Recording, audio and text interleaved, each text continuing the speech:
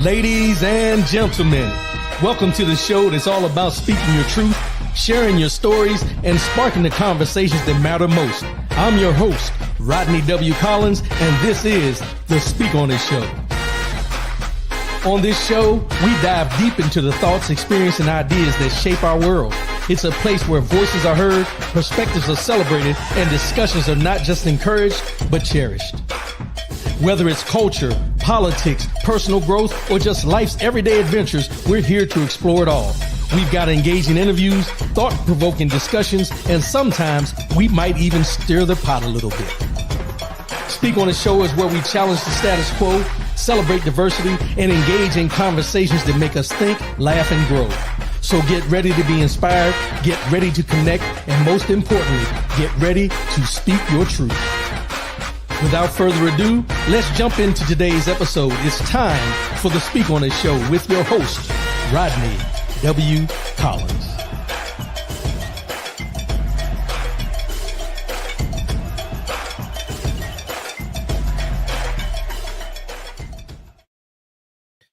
Good morning, good morning, good morning. Welcome, welcome, welcome.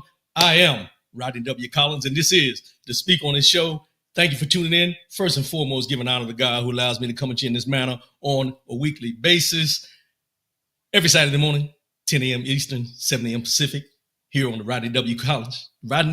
Collins channel on YouTube and Facebook. And we're going to get into the YouTube, Facebook thing in a minute. But I want to say good morning to everybody out there who is listening, who's tuning in. I appreciate you. Brian Hoodie, good morning. I appreciate you, bro. Thanks for tuning in. Thanks for tuning in. And the family for tuning in. Appreciate you, bro. I wanted to start off this morning. And it's something that happened the other day. James Battle, good morning, my brother. Good morning, my brother. Terrence Collins, my brother. Good morning. Appreciate you, bro. Appreciate you. It happened the other day. I was out and I was getting my wife's car serviced.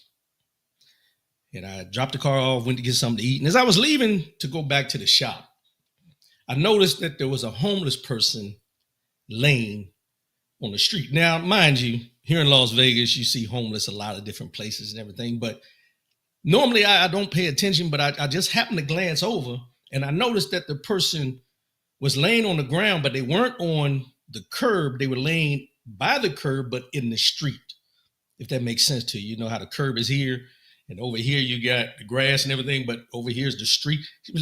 The person, I don't know if it was a man or woman, was laying in the street. And I looked at it and I was about to take a picture and say, you know, something to the effect of, God has been good to me, that I've never been in these situations, not to look down on someone else's situation, but sometimes when we see homeless, we think about where we could be in any situation, especially with the times going on now with the financial things and everything like that. But I digress. Let me proceed. So I didn't take the picture and I just looked up in the sky and said, thank you. Thank you for blessing me the way you have blessed me up to this point. You know, not, and like I said, not to disparage anyone who's going through anything, but for me, I wanted to say thank you. And as I got over to the shop and I sat down, I heard someone like holler, ah, and then I heard some doors slamming. And as I looked over, and I don't know how it happened, but there was a truck with a trailer, not a big truck, a pickup truck with a trailer, like a yard landscaping type truck, came around the corner. And when it came around the corner where the person was laying, it ran them over. I don't know if it was the front tires, I don't know the back tires, but when I, my inquisitiveness, I was just saying being nosy, I walked back over where they were at to get a look and see what happened. And by the time I got there, the person that was laying in the street was in between the truck back tire and the trailer. The truck wasn't on top of him, but it was in him or her, but it was in between both. Ambulance came and everything. I don't know what came out of it. The first thing that came to my mind, and I was telling my wife this last night, I said, first thing that came to my mind when I seen that was if the person that was hit was taken to the hospital, they would get a good night's sleep and get a meal while they were there. Now, this is looking at the positives of what could have come out of that. I don't know if they win or anything like that, but I say all that to say, in the times we're in right now, with what we're seeing, we talk about the financial troubles and what may come and different things like that. We have many people that we see on a daily basis that are either they're struggling, they're on drugs, anything you can think of, alcoholism, gambling problems here in Las Vegas, all the different things you can think of that someone may be going through. And then we have to look and sit and reflect on where we're at in spite of what's going on, and look up to the sky and say thank you. And I say thank you, and like I said, not to disparage anybody else's struggle, but I say thank you for allowing me and blessing me to be in a position where I'm not in that situation. Because we hear a lot of people say I'm one bad decision from being homeless. We hear people say it all the time. But I bring this up today because I want people to understand, in spite of the things that are going on, if you still have a roof over your head, you still have food on your table, you still have clothes on your back, say thank you.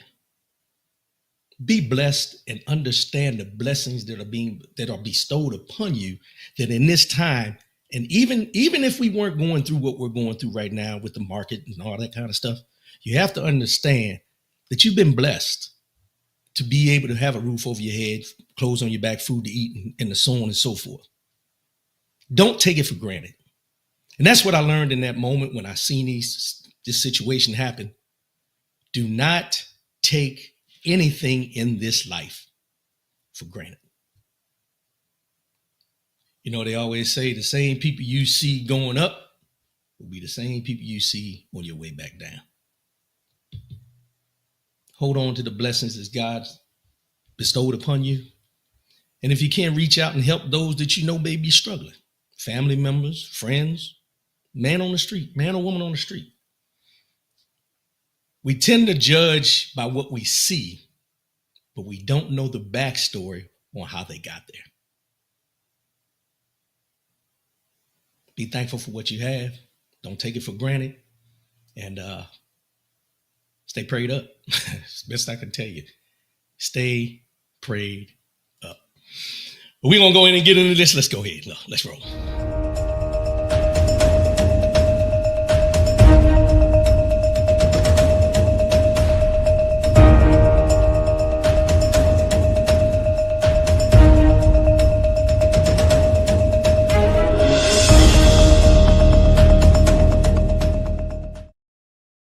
In the news. And then when I say in the news, I'm talking about there's so much going on. There's so much going on. But we're going to run through some of these things because it's affecting all of us somehow, some way. We may not see it right now, but it's affecting us somehow. We might not see it right now, but it's affecting us somehow. So, this tariffs thing, let's just talk about the tariffs. And I talked about it a little bit last week. And what I told you, let me paraphrase what I said last week. Last week, I told you, when you look at what's going on with the stock market, the 401ks and everything that is happening and the way the market was going up and Dow Jones was dropping and all this stuff, there's been a word, and I told you that, let me start here. I told you that most of these rich people, these millionaires, billionaires, things like that deal with stocks, bonds, and everything like that, will be swooping in to buy low in the stock market,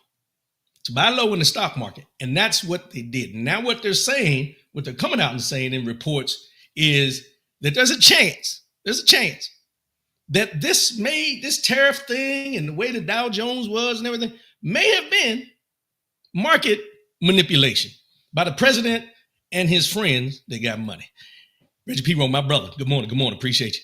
So let me just read it. After a disastrous week in the stock market, Trump tried to calm fears Wednesday morning by posting a message telling investors to relax and be cool.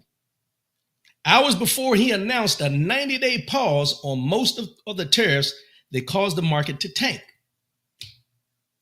While Trump aides and supporters chalked the episode up to a masterful negotiating strategy, which he's talking about the tariffs and the Dow Jones, Trump told reporters he made the move because I thought that people were jumping a little bit out of line. They were getting yippy. They were getting a little bit yippy, a little bit afraid.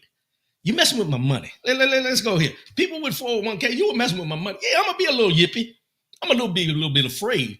But this wasn't anything about the normal everyday person with the 401k or the TSP or what you want to talk about. This was strictly for those billionaires, millionaires, whatever you want to call them, the rich folks. And I'm going to get into that in a minute. And it says, but along with his earlier plea for investors to be cool, Trump also sent a message that looked very suspicious to some people in hindsight. At 9:37 a.m. on Truth Social, Trump wrote, "This is a great time to buy." DJT, Donald J. Trump. So at 9:37, he said this is a good time to buy, a great time to buy. And not too long after that, he announced that he was going to pause the tariffs for 90 days. Market manipulation, because most people, most of his millionaire buddies and all them, insider trading is what they're calling it now, because this goes on all the time. These people were allowed to buy the stocks that a lot of us, normal everyday folks, were selling because we were trying to get our money right. And it was best, in our opinion, people that don't do the stock market often, it was best for us to sell whatever we had stocks invested in if it tanked totally so we wouldn't lose everything. See, the millionaires, as I mentioned last week, they ain't got to worry about it. They got stocks and different things invested all over because they have the money to do that. But the normal everyday person like you and me can only buy so much stock. So when you get in a crisis like this, you don't see any way out, and he's talking about keeping these tariffs in place. First thing you're going to do is sell. But they always tell you, from what I remember in stock, sell high, buy low. And what did they do? They bought low.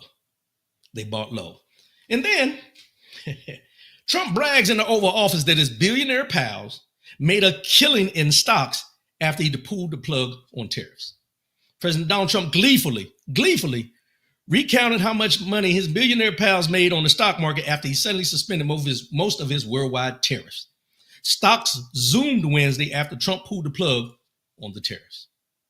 This is a great time to buy, he urged on Truth Social, as I mentioned, after the market opened and before he suspended the levies for 90 days, just 4 hours later. 4 hours after he posted, this is a great time to buy. 4 hours later, giving them enough time to get their investor people and stock people to go in there and buy everything. He released the tariffs for 90 days, paused the tariffs for 90 days. Paused it. Chuck Kelly, my brother. What's up, Chuck? Absolutely insider trade. Yeah, to the 10th power. No one can deny that this man and his cronies manipulated this market for their gain. Case in point, stock jumped more than 7% Wednesday within minutes of his announcement suspending the tariff for 90 days. The market ultimately closed more than 9% higher. At the White House Oval Office that day, Trump pointed to a pair of his billionaire visitors. Now, mind you, let's talk about this for a minute. Is it by chance that after the amount of time we had the tariffs in place, the day he decides to pause the tariffs for 90 days, that these billionaires just so happen to be at the White House on that day? Let me, for the people in the back, the ones in the cheap seats, you telling me on the day that this man decides to end the tariffs, pause the tariffs for 90 days, that it's just so happened that these billionaires would be visiting the Oval Office on that day where the stock market went back up 7% and then went to ultimately closed more than 9% higher than it has been because of the tariffs? Come on, this is where, for me, I get frustrated, because there are people, and I've seen some comments and quotes, and there are people out here that see this in real time and still support this. There are people that see this in real time. You don't have to be a person that digs into the stock market or invests in the stock market to understand exactly what this was all about. For the billionaires to be there in the Oval Office on this day, and here's the other part. They're not even trying to hide it anymore. They're letting you know this is what we're doing, and there's nothing you can do about it. There's nothing you can do about it. Why? Because I'm the president, and if I decide this is what I want to do, I'm not worried about you. I'm not worried about you losing your money, because whatever we lose, we're going to get back, because when you sell, we buy on the low. On the low. Michelle Summerall, good morning. Good morning. Appreciate you. And he pointed to a pair of billionaire investors.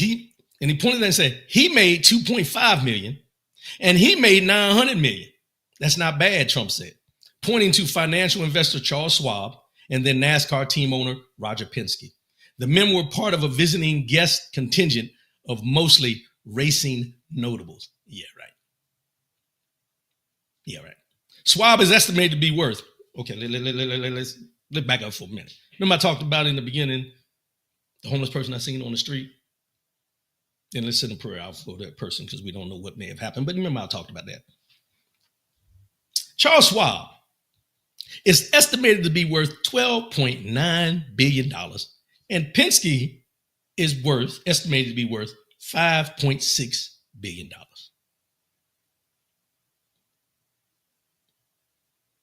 So what effect, think about this.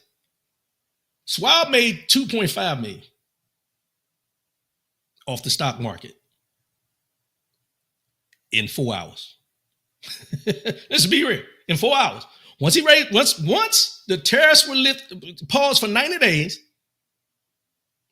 in those 4 hours from the time he said it's a great time to buy, and then the stock market going up to 9%, going up, raising up 7% and then 9%. He made $2.5 million. The NASCAR guy, Roger Penske, made $900 million.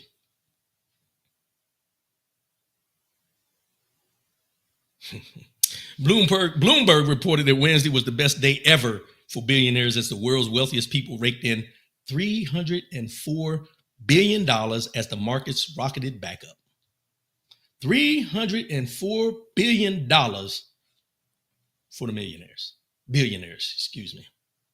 The Wednesday windfalls triggered accusations of market manipulation and even insider trading as Trump critics accused the president of tipping off his well-heeled friends to buy, knowing that a suspension of the tariffs on his order would boost stock prices. Here's another thing. I want you to think about this. There are over 400 and almost 500, let's just say 435, 436, somewhere like that, representatives in the House. There are 100 senators in the Senate. These people have been making money off insider trading since they've been in those positions. I always say this. How do you become a politician, decide to run for the House or the Senate, and come out a millionaire? How do you run for politics where you're supposed to be for the people and come out a millionaire? Because they're not exempt from this. And the reason I say this is I seen a post, and it said Marjorie Taylor Greene's net worth when she went into Congress as a representative in the House was worth $700,000 at the time. Today, she is worth $22 million. That's one example. Marjorie Taylor Greene, when she first was elected into the House, was worth $700,000. That was her net worth. Today, Marjorie Taylor Greene is worth $22 million. Now, people will say, not me, but people will say, come on now, Collins, come on. You don't know what she may have already had invested somewhere. You don't know what money she made, inheritance and all this. Okay, I'll give you the benefit of the doubt. I give it to you. Don't get me wrong. But $700,000, to 22 million. Come on.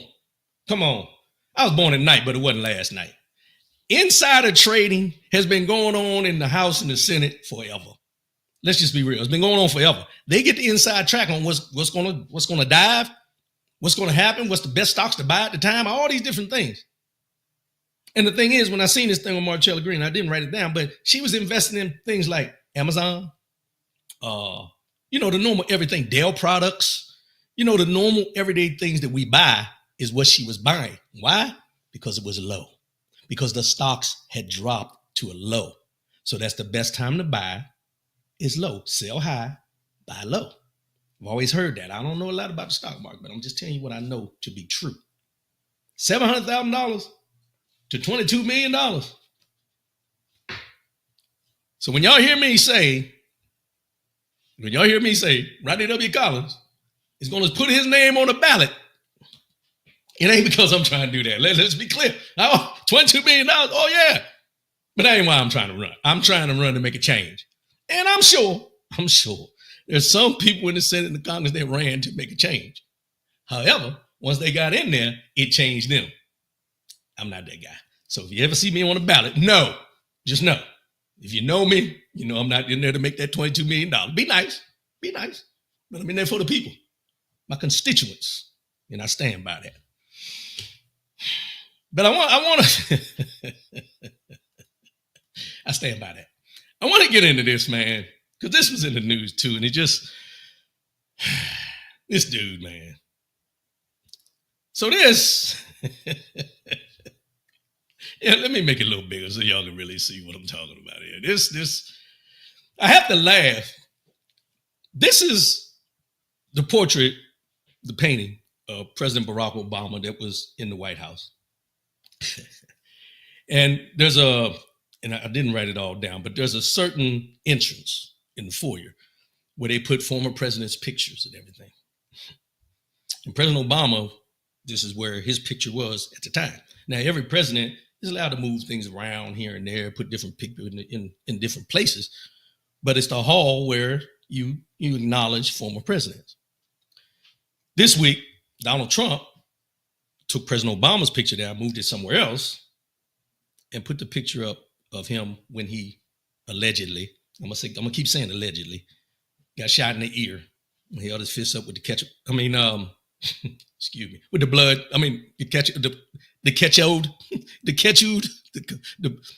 The blood chip. You know what I'm saying? The ketchup that was supposed to be blood. That's what I'm saying. That's the picture he hung up there now, prominently displayed in the entry foyer of the White House.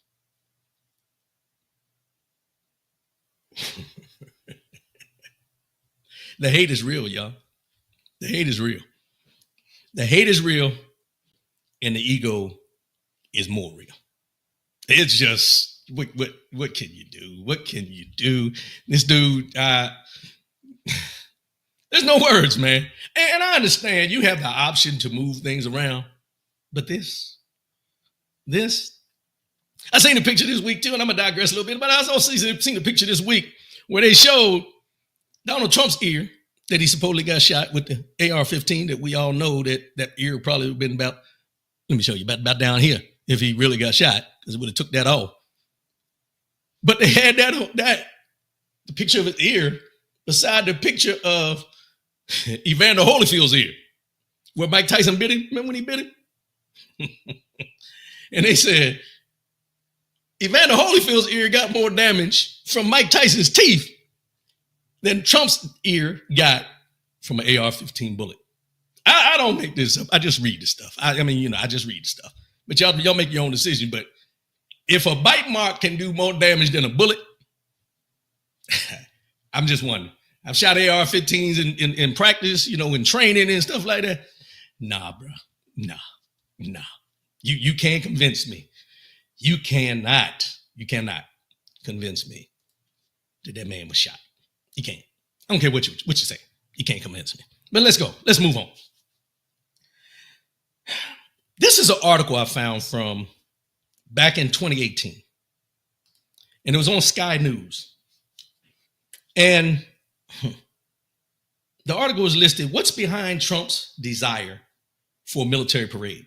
And it was February 10th, 2018. It was written by Adam Bolton, editor at large. And this is in the UK, Sky Views, like their Sky News.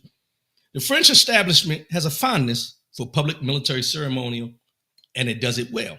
Every May, there's a big military parade down La Avenue des Champs-Élysées to l'Arc de Triomphe, marking V-Day, Victory of Europe, in 1945, and an even bigger one each 14 July, Bastille Day. Now, I can't speak French, but you get the gist of what I was saying about these places.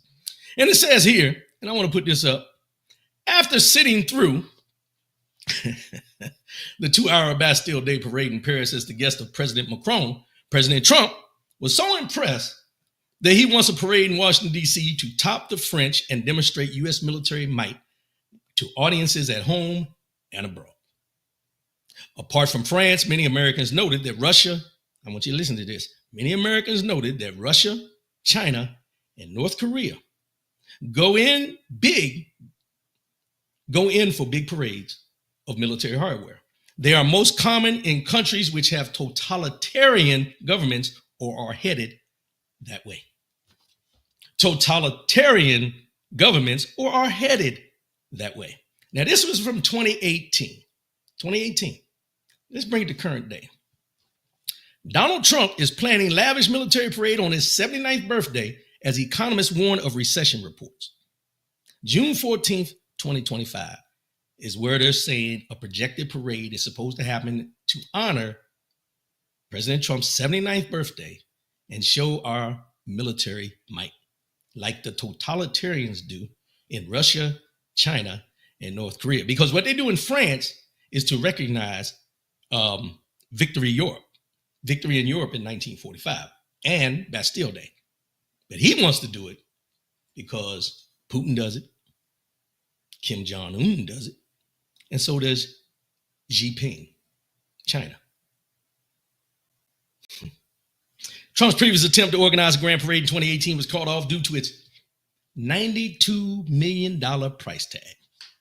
A military parade timed to Donald Trump's 79th birthday may be in the works. Multiple outlets received reports that a big parade is being planned for June 14th, the president's birthday, and also the 250th anniversary of the Army, which would travel nearly 4 miles through the streets of Washington, D.C. Such a parade would involve the Army itself, an Army official told The Hill. The Army is very excited to celebrate its 250th anniversary with the entire country. Our intentions is for Americans to be proud of their Army and also proud of their nation, Army spokesperson Colonel Dave Butler told the outlet. It's too early to say yet whether or not we're having a parade, but we're working with the White House as well as several government agencies to make the celebration a national level event.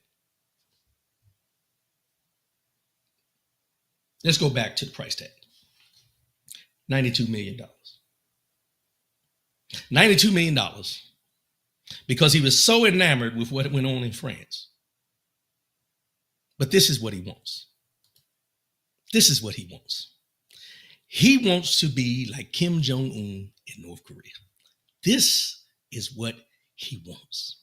He doesn't want the Army to be recognized for their anniversary, for how many years the Army's been in existence. He's included into his birthday so he can look like this. Let's cut through the chase. Let's call it what it is. Let me make it bigger so you understand. This is what this man wants. He wants the adulation. He wants to look like he's in power over everything. He wants to make it seem like he can do whatever he wants, when he wants, like Kim Jong-un does with his country, like Putin does with his, and Xi Jinping does in China. That's all this is about. Had nothing to do with his birthday. Had nothing to do with the Army. And if you believe that that's what it's about, I got some stocks that I'll sell you. I got some stocks I'll sell you. This is what he wants because he idolizes these people. Why? Because they have total control over their countries. And what does he want? Total control over this country. And this is what the scene he wants to see. Tanks rolling down the street, in the middle of the main street, of the capital of this United States of America.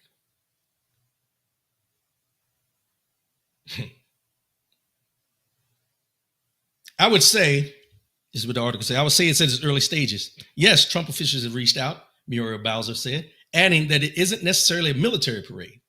But when a reporter pointed out that the parade route may start at the Pentagon, Bowser replied, okay, well, then it sounds like a military parade. Yet on Monday, the outlet also received word from the White House that no military parade has been scheduled thus far in regards to the showing. $92 million. $92 million to get all the Army people there in Washington, D.C., to get all the Army equipment there in Washington, D.C., for one day to do this. Now, mind you, being a veteran, I've never understood this, what they do in these other countries. Because it's always been, you don't have to show your hand on what you have. You just show what you have when you need to use it. So why this man would think that we need to have some type of parade to show our military might on his birthday should tell you everything you need to know. Should tell you everything you need, and I'll go back. That's what this is about.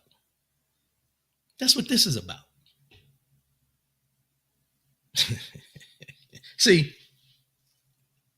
I'm going to digress for a minute. I'm going to say this.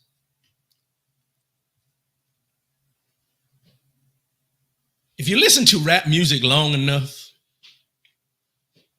you understand how 50 Cent with been shot 9 times, but I don't walk with a limp. How rappers put the lyrics in of what happened to them when they've been shot or anything like that while they were doing whatever they were doing before they became big name rappers and all this kind of stuff. For the president of this United States and the symbolism of what it stands for, the office, let's talk about the office now, the office of what it stands for. And for this person that's serving right now to feel the need to put a picture of him when he was allegedly shot by an AR-15 sniper.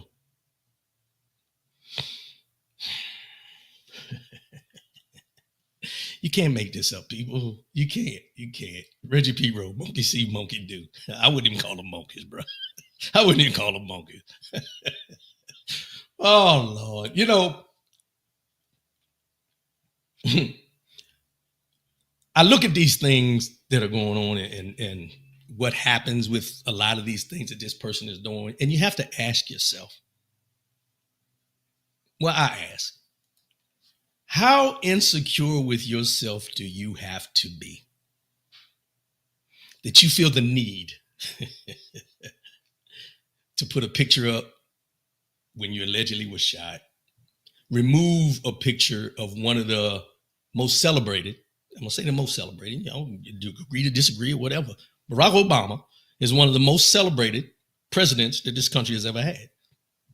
But to move that picture and put it somewhere else because of your disdain for him and you know your popularity will never reach that level, then to put your picture up there that you allegedly got shot. Come on, people. Come on.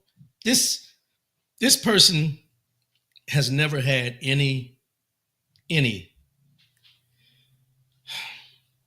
heartstrings for the everyday people of this country. Ever. You know, when you put them back behind each other, it means, well, ever, forever, ever. I said it, ever. And if you think something's going to change now, you're sadly mistaken. You are sadly mistaken. Case in point. It's just, let's put this one up because I'm going to stay on this today. See these guys here? This is the Central Park Five. Yusuf Salam, Antron McCray, Kevin Richardson, Raymond Santana, and Corey Wise. Yusuf Salam, Antron McCray, Kevin Richardson, Raymond Santana, and Corey wise. James Battle, self-aggrandizement. Hope I pronounced that. Aggrandizement. You know what I mean. Self-celebratory or whatever you want to call it. Man, don't be using them big words on it. Self-aggrandizement. But these are the Central Park Five. And Donald Trump during the election, during the debate with Kamala Harris during the election cycle, said that they pleaded guilty, said they were convicted after jury trials, and also said that the victim that was in this case died. None of that was true. So this week, a federal judge has rejected President Trump's effort to dismiss a defamation lawsuit against him filed by the men known as the Central Park Five, who were exonerated after spending more than a decade in prison for the 1989 rape and beating of a woman who was jogging. U.S. District Judge Wendy Beadlestone in Philadelphia denied Trump's motion to dismiss in a brief Thursday night order. The five men sued Trump in the midst of last fall's presidential election campaign, accusing him of making false and defamatory statements about them during the September 10th debate in Philadelphia with then Vice President Kamala Harris. Trump, and this is where I have a problem, Trump misstated key facts of the case when Harris brought up the matter, saying, no, he didn't misstate key facts. He said what he knew his people that follow him wanted to hear. Let's stop with this. He's misstated, or, he said the wrong thing at the wrong time. He says what he wants to say because what he does is calculated. Everything he says and does is calculated to play to a certain demographic of people who don't like people that look like the Central Park Five. Let's just be honest. Misstated. They admitted, they said, they pled guilty. And I said, well, if they pled guilty, they badly hurt a person, killed a person ultimately. And if they pled guilty, then they pled we're not guilty, Trump said. So he did a word salad, basically. In a statement, their lawyer for the Central Park Five, Shannon Spector, said they are gratified by the court's ruling and thorough analysis and look forward to discovery trial and the ultimate vindication of these five fine men. The men had asked for compensatory and punitive damages, saying Trump had knowingly defamed them purposefully. What did it say? I'm sorry, I can't see that. Purposely made false statements about them and sought to inflict severe emotional distress on them. Judge Beadlestone ordered dismissed one of the claims for intentional infliction of emotional distress. So basically, emotional distress, that's along the lines of PTSD, emotional distress, that kind of thing. She dismissed that. However, the punitive damages, compensatory and punitive damages, she's going to let it go. She's going to let it push through. In the request to dismiss the case, Trump's lawyer had said the president's statements were protected under Pennsylvania laws that grant civil immunity over statements made on a matter of public concern. The request to dismiss also said Trump's statements were substantially true, that he didn't dispute the men were ultimately exonerated, and that he had intended to portray his thinking in 1989 when, following the men having confessed, Trump purchased a full-page ad in the New York Times calling for the reinstatement of the death penalty. At the time, many in New York believed Trump's ad was akin to calling for the teens to be executed.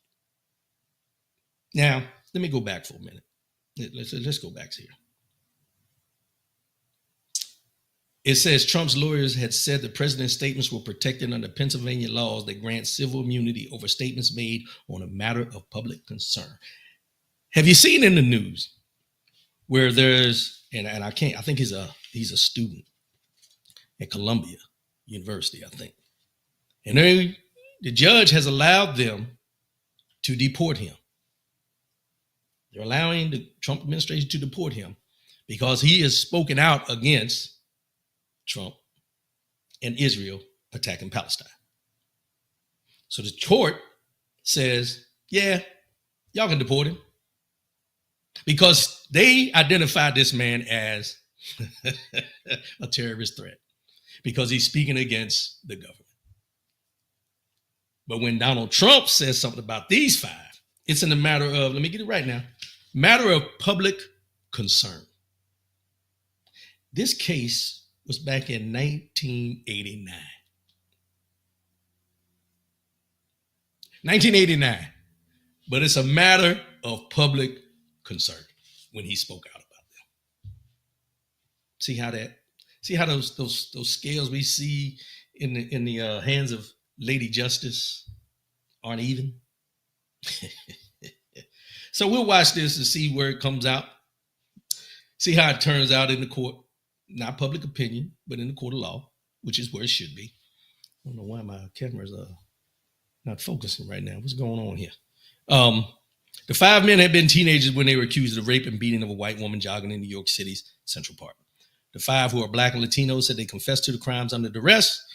They later recanted, pleading not guilty in court, and were later convicted after jury trials. Their convictions were vacated in 2002 after another person confessed to the crime. Let me fix this real quick. Hold on, y'all. Let me find out what's going on. I don't know why I did that, but we're back. Okay. When the lawsuit was filed, Specter said Trump defamed them in front of 67 million people, which has caused them to seek to clear their names all over again. A Trump campaign spokesperson attacked it at the time as a frivolous election interference lawsuit. You can't make this stuff up. You just can't. Moving right along. Critics say Republicans' SAVE Act will make it harder for Black voters and others to cast their ballots. Now, this is something that we all need to be paying attention to. In the SAVE Act, they have something in here about voting. Instead of lowering costs as he promised, Donald Trump and his MAGA flank are focused on gutting your democracy, said NAACP President Derek Johnson. On a mostly party line basis, Republicans in the U.S. House of Representatives advanced the SAVE Act, a bill that would establish new restrictions to voting. After years of court orders, they have weakened the Voting Rights Act of 1965 and a slew of contested state laws and voting maps. Black leaders say the latest legislation only stands to make voting harder. That's where we're at. Voting. Josh Boyd, good morning, my brother. Happy birthday. Happy birthday again, my brother. The Voting Act of 1965, Voting Rights Act of 1965. This SAVE Act is trying to eliminate some voting rights. And it goes here. Let's be real. It's a straight up voter suppression bill. This is from Jasmine Crockett. Just before the House approved the SAVE Act with a 220 to 208 vote, with 4 Democrats joining Republicans. 4 Democrats joining Republicans, and we need to get their names. They are literally trying to make it harder for millions of Americans to exercise their right to vote. I'm voting no. Hell no, actually, is what Jasmine Crockett said. If passed, now this is what you need to hear. If passed by the Republican majority Senate, let me remove that. Sorry, y'all, I'm on the road this morning. I can catch up. If passed by the Republican majority Senate and signed into law by President Donald Trump, the SAVE Act would require in-person proof of U.S. citizenship through documentation when registering to vote. I ain't got a problem with that. Even though Democrats and voting rights advocates point out that federal law already prohibits non-citizens from voting in federal elections. So basically, this is not to weed out people that shouldn't be able to vote. This is to weed out you and me and anybody else who wants to go to the polls. And here's the part that jumped out at me. It wants to eliminate measures like nearly eliminating mailed voter registration, requiring states to remove non-citizens from official lists of eligible voters, and nearly eliminates automatic voter registration as is done at your DMV across the country. The SAVE Act also establishes criminal offenses for individuals and election officials who register someone who hasn't provided documented proof of citizenship. Now, people will say, well, we should have that in place as far as voting. We shouldn't be letting everybody vote. No, here's the thing. They want you to think that anybody and everybody is voting. There are checks and balances already in place where this SAVE Act is not needed. It's like I said it last week and I'll continue saying it. Republicans are always trying to take more away than they are to fix. If there's something wrong about the election process and voting and who's voting and everything, fix it. Don't just eliminate everything. That's where the problem comes in for me. An analysis of the bill published by the Center for American Progress points out that the SAVE Act would require most voters to produce a passport or birth certificate to prove their citizenship. This would present challenges for women. I want y'all to listen to this clear. This would present challenges for women who are married with different surnames than they had at birth, and those from specific socioeconomic backgrounds who cannot afford or have access to securing a U.S. passport. Now, mind you, think about this. If you come here from another country, you don't have a United States birth certificate because you were not born here. But now you become a citizen. So now that you become a citizen, you want to vote. Well, a lot of them, because they don't have a birth certificate, can't even get a passport. Most people that we know don't have a passport because they can't afford to get a passport because they don't travel anywhere. And it's nothing against them, but you're requiring people to have a passport. And if women are married and the birth certificate says their surname or the name from birth, and they've been married and they got married, and now their passport has their married name and they don't match up, guess what they're going to use that as? This ain't you. You can't vote. Think about it. Most women do take the name of the husband. See, this is where the Republican Party gets into play, because if you remember, they said specifically, when women get married, they should vote along the same lines as their husband. And any woman that does not do that goes against the husband leading her. Let that marinate now. You and your husband may not agree. A woman and her husband may not agree on how they feel about the people running. But by the Republican mindset, the woman, if she's married, she'll be following the lead of her husband when it goes into their poll to vote for who they want in office. And because they can't do that, they can't force that hand. They want to force it in the fact of, if you got married, your paperwork don't line up. Paperwork don't line up with your birth certificate and your passport. Can't vote. Jacqueline Dees Barnett, appreciate it. Thanks for the support. I'm shaking my head, right? You know, you can't make these things up. And this is where I get frustrated about the processes that are going on, because the people that voted for this, let's digress for a minute and let's talk about these people that support this. The people that voted for this didn't think this through. They didn't think long term. They just thought, oh, I'm voting for the white guy. I said it. I said it out loud today. I don't care. I said it out loud. I'm voting for the white guy. I ain't voting for that N girl. You know, the N-word girl. She don't know what she is. She don't know if she's black. She don't know if she's Indian. She don't know what she is. I'm not voting for her. I'm voting for the white guy. He understands me. While I'm sitting on the porch chewing my chaw with a straw hanging out my mouth. I ain't trying to stereotype nobody, but I'm just using that as an example.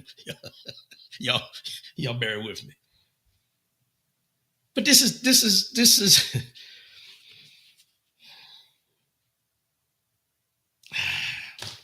they're trying to do everything in their power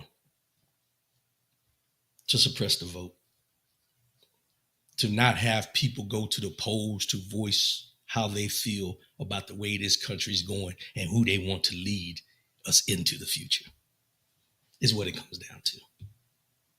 I did some digging yesterday, and I went in, and y'all don't laugh at me. I was reading a little bit of that Project 2025 again to try to see exactly where we're going. I look for the things about the tariffs, and it's all in there.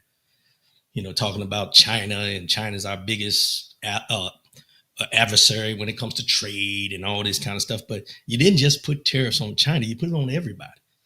But then when you paused, you didn't pause everybody, you paused everybody but China, which is our biggest importer of things we need.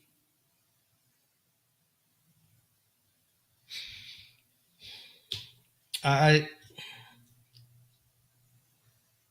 brought up Roland Martin's book not too long ago, White Fear, the Browning of America, the Black and Browning of America. I want to say this one.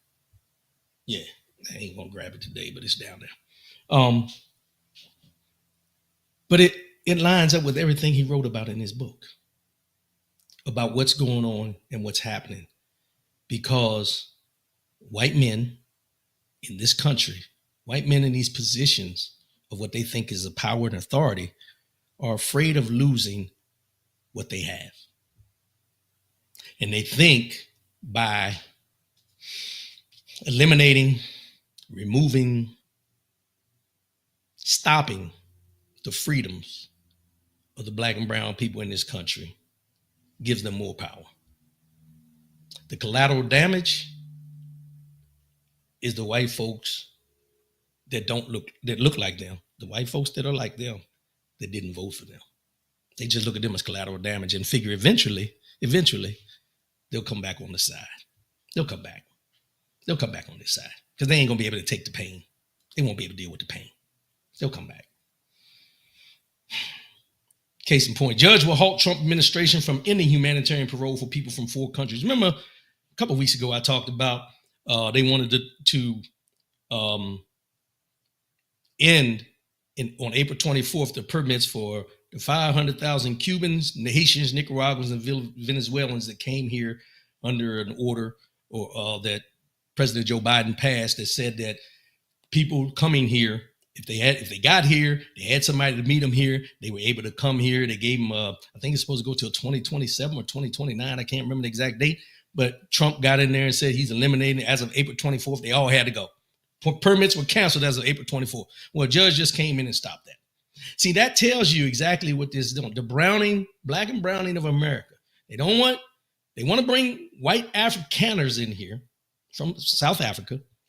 They want to get rid of the 500,000 people, the Cubans, Haitians, Nicaraguans, and Venezuelans, the brownings, the browning of America. They want to eliminate them. The southern border, they just cut that off totally. There's no immigration going on there. Nobody can get in legally, nothing. Anybody that's here legally or otherwise, they're rounding up. Case in point, they've taken people and put them in jail in El Salvador who didn't have any ties to gangs or anything like that. They just want to put fear in these people's hearts to get them out of here.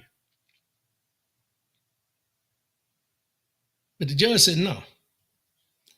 She will prevent the Trump administration from ordering hundreds of thousands of Cubans, Haitians, Nicaraguans, and Venezuelans with temporary legal status to leave the country later this month.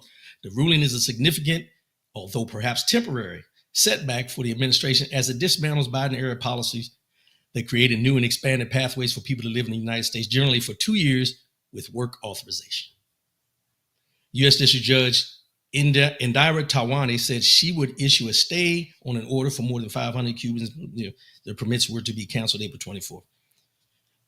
During the hearing, the judge questioned the government's assertion that it could end humanitarian parole for the 4 nationalities. She argued that immigrants in the program who are here legally now face an option of fleeing the country or staying and risk losing everything. The nub of the problem here is that the secretary, in cutting short the parole period afforded to these individuals, has to have a reasoned decision. She added that the explanation for ending the program was based on an incorrect reading of the law. There was a deal, and now that deal has been undercut, she said later in the hearing. Last month, the administration revoked the legal protections for those people. They arrive with financial sponsors. Basically, they want them gone. They feel like they're the issue. They're not the issue. They're not the issue because those 500,000 people that came here, they're working because they had to come on work visas. So they're working. They were some of the same people that were working down at Mar-a-Lago, some of the same people working at Amazon, some of the same people working out there picking the potatoes and the fruits and the crops and all that. But as they said, if they get rid of all these people, who's going to do the work? Because we're not going back. No, we're not going back. We're not going back. No. But they're trying to eliminate this. And you have to ask yourself, continually ask yourself, why? Why are they trying so hard to whitewash? I'm going to say whitewash. Why is it that they are hell-bent on whitewashing America? That's a question you need to really ask. What is the purpose and what is the reason for the whitewashing of America?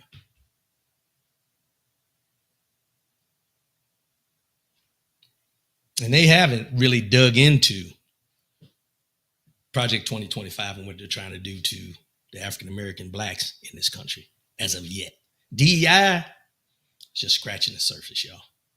DEI initiatives that have been eliminated and what they're trying to get rid of it is only scratching the surface. And I told you this before, in Project 2025, they talk about the Civil Rights Act of 1964. So be prepared. Don't be scared.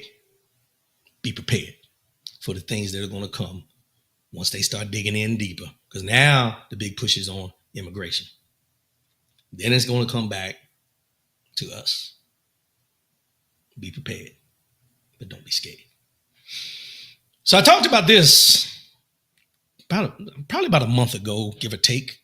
But this here, y'all remember this? This is called Cancer Alley. It's down in Louisiana. In a lawsuit alleging environmental racism in Louisiana parish allowed to proceed, the federal court says. Now, if you remember, I told you that the Department of Justice or somebody said, we're eliminating the case. We're getting rid of it. Well, this judge, a federal appeals court, says a civil rights lawsuit against St. James Parish over alleged racial discrimination in Louisiana's Cancer Alley can proceed. It says the lawsuit calls for a moratorium on the construction and expansion of petrochemical plants in St. James Parish. When the lawsuit was filed in March of 2023, 20 of the 24 industrial facilities were in two sections of the parish with majority Black populations. The U.S. Environmental Protection of the EPA found in 2003 report that St. James Parish ranked higher than the national average for certain cancer deaths. Both majority Black sections of the parish are ranked as having a high risk of cancer from toxic pollutants, according to the EPA. And I don't have the exact numbers, but there was a breakdown of what percentage of people in that area were dying from cancer. But now they have new hope. They have new hope because now they're saying that the judge, they put an appeal in. The judge said, no, we're gonna proceed with this. So let's see what comes out of this. And this goes back many, not just years, but many generations of people in that area dying from cancer from these chemical plants. And nothing was done through all the administrations that were going to. The only person that stood up and done something at the time was Joe Biden. And then right after Trump got in, he smacked it out. They appealed. Now it's back in the process of the lawsuit's back in process. So we'll keep an eye on this and see what comes of this. But this is something that we need to pay attention to because if you remember, I think it was Julia Roberts did a thing about environmental stuff. I think it was out in Hinckley, California or somewhere like that. I can't remember it. Erin Brockovich, I think was the name of the movie where that was her character. But they had all that, them people coming up with cancer out in this little neighborhood because they had all those chemical drop sites and everything. This is bigger. This is even bigger. So we'll see what comes out of it because it's affecting Black people, Black African-American people. We'll see what comes out on the other side. Just got to keep an eye on it, see what comes out of it. Because what we know to be true, as well as it can be reinitiated, it can be taken away again, just like it was the last time. So let's see. All right, y'all ready? Let's go.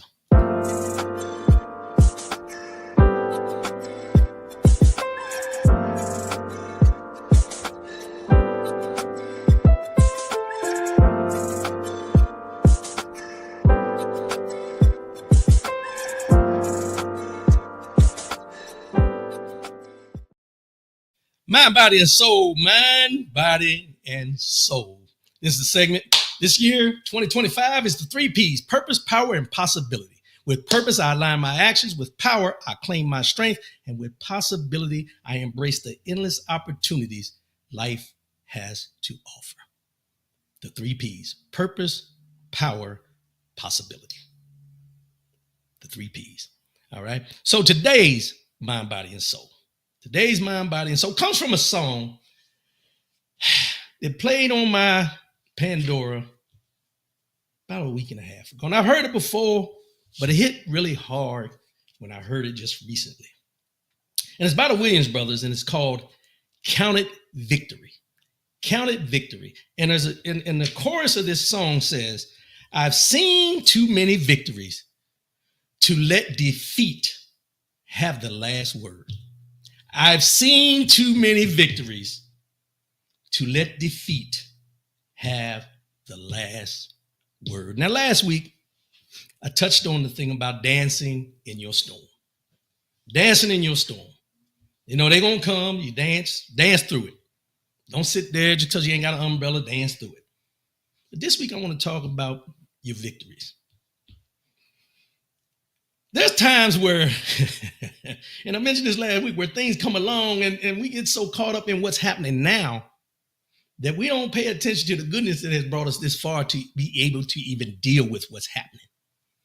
I've seen too many victories to allow defeat to have the last word. See, we look at defeat, we think, oh, woe is me and all these different things. I want to say it to you like this.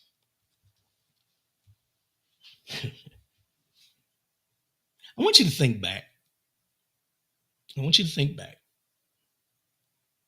to when you was a child, when you was a kid, playing your sports or doing different things, maybe kickball, hopscotch, all that kind of stuff. And you may have lost. You may have lost. But your determination and everything about you said, I may have lost today, but I'm going to be back out there tomorrow. I'm going to be back out there tomorrow. Because you didn't allow at that time when you were a kid, you didn't allow your defeats have the last word in anything you were doing. I'll give you an example. I played jacks with my sister. Don't y'all judge me. Y'all played jacks too. I'm a boy. I'm a boy, Damon. I played jacks with my sister. Shout out, Lynn. She would whoop me. But I got good at playing jacks. Because I continued to do it. A lot of people, the four square, hopscotch, all them different things we used to do back in the day. We weren't always great at what we did, but we did not allow a loss or a so-called defeat to dictate who we were at that time. The innocence of our childhood caused us to get back up and try again. The innocence of our childhood made us look at those losses as something to build on. So I'm going to ask you today, what changed? What switch was flipped to make you look at your defeats at this time in your life? At this time, those failures that we talk about that are fertilizer for you to grow, those setbacks that you come across, what switch flipped from when you were a child till now to make you look at those setbacks, those defeats, those things as being the last word in your fight? Oh, I'm not going to recover from this. When did we get that mentality? Why did we get that mentality? Where everything seems so gloom and doom because something didn't happen the way we wanted it to happen. Our mindset has to change. Our mindset has to go back. It has to go back to a time when we were carefree, where we didn't worry about those small things, where something could happen today and we forgot about it tomorrow. Remember when you got in an argument with your friend or you got in a fight with your friend, somebody you called your best friend, somebody you lived on the street with, y'all get in the park, y'all playing sports or something, somebody elbowed you too hard, and then y'all get in a fight. And then you go home. And then the next day, you right back down in that damn same park on the same team, playing basketball, baseball, whatever you was playing. You remember those days? So when did the mentality change that whatever happened yesterday is not as important today? Because now if we get in an argument with somebody today, we get in an argument with somebody we call a friend today, or our wife, or a significant other, or a family member, we carry that not only into tomorrow, but until we feel that we're comfortable letting it go. We don't look at what could come good out of that argument or that disagreement or whatever. We hold on to it. We hold on to it for what? Why? When you was a kid, you let it go. You went out there like nothing ever happened. You know why? Because the innocence of a child allows those things to just dissipate. Because at that time when you were a child, that friendship, that bond, that relationship was more important than the reason that something happened at that time. We didn't harbor that stuff. We didn't hold on to that stuff. Why do we do that now? What are we holding on to it for? That animosity, that anger, all those things just fester it. And it changes you from being a lighthearted, open person to being mean, deceitful, mad, outright ignorant. Let's just call it what it is. I ask this because I'm just curious. Because I had to ask myself this question. I'm just curious. How did we get to the point of being so carefree to being so hardened? Our hearts being so hardened about everything that's going on around us. The fact that we can't get ourselves. And let me just say this. If you recall, a lot of times with those situations that happen in the park or on the court or anything like that, there was never an expected apology. You didn't expect an apology and the other person didn't expect an apology. You know what the apology was? Us being able to play together the next day. And not even bring it up, not harp on it, not worry about it, because whatever we were arguing about didn't matter no more. Not today. Not today. We hold on to it. And then we look for allies to be on our side. You know, I had to cuss such and such out yesterday. What? What happened? He came out his mouth wrong, blah, blah, blah, blah, blah. And then you get that ally, supposed to be an ally. Oh, man, I would have did the same thing. But then you go to the other person that you had an argument. Man, I heard you and such got an argument yesterday. What was that about? Oh, he told you? Yeah, but what happened? So now you got somebody playing both sides of the fence. Both sides of the fence. And because of that, it digs deeper. It digs deeper. Because that one person is supposed to be neutral is keeping it rolling. Why? Because they're not involved in it. They're not involved in it. The innocence of a child, the innocence that we had as children is still in us. We just got to know when to allow it. When to allow it to come to the forefront. There is nothing in your life that anybody has ever done to you that you can't get past if you choose to. You know, like the young folks say now, if something happens or somebody does something to you, but did you die? And when I used to hear them say that, I'm like, what are they talking about? And the young kids, something happens, but did you die? Gives you a whole different perspective of no matter what is going on in your life, whatever is going on each and every day, whatever arguments or all these different things, you got to be defeats that you want to deal with and all that, whatever's going on, ask yourself, but did you die? Because you're still here to make the decision to make whatever situation happen, to make it right. But we choose to hold on because then it gives us something. It gives us something to hold on to be mad about, to be angry about, to hate someone about. Let it go. Let it go. Let it go. And if you don't know how to deal with it, just do this. If you got a friend, somebody you know that's a good friend of yours, when you get in an argument, family, friend, whatever, tell them meet you at the park. Tell them meet you at the park the next day. Take a basketball, get on the merry-go-round, the seesaw, do something like that. Go back. Go back. Go back. And I know what I just said does not necessarily go into what this quote is for the mind, body, and soul, but it plays a factor. Because the Williams Brothers, let me just go back to the Williams Brothers. It's one of my favorite gospel groups that I listen to.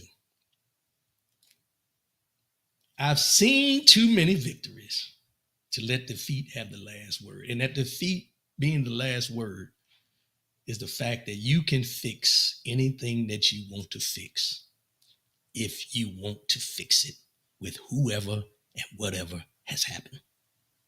It's up to you. But it's also up to you if you don't reflect on all the victories that you've had in your life and decide to let one defeat or this defeat or that defeat dictate how you're going to move forward in this life. I know that's a roundabout way of going about it, but I said what I said. I said what I said. I appreciate everybody tuning in today. I'll be back again next week. And look, I'm in the process of changing up some things. If you haven't already, please, and share this with other folks, please start migrating to YouTube. Please start migrating to YouTube. I had a conversation the other day with OT, and, with the social media and the way the landscape is going, I've been doing this show almost 13 years, and I have never concentrated on monetizing or anything like that. But the way the way the wave is going is all about monetizing your products.